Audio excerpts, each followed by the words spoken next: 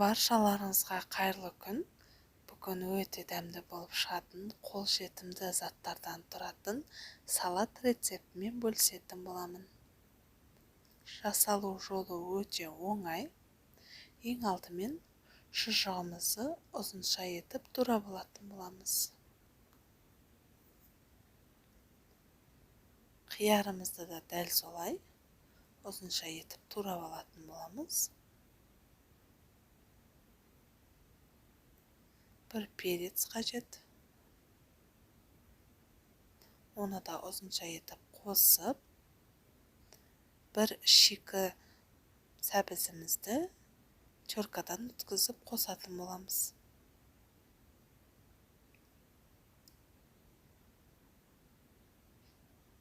Және консервіленген бір горохымызды қосамыз.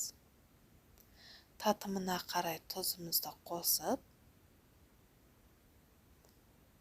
соңында аз көк қосатын боламыз.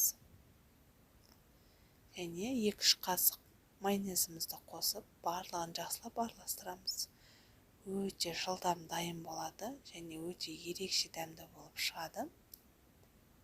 Осылайша біздің салатымыз дайын. Сіздер де дәл осылай жасап көріңіздер.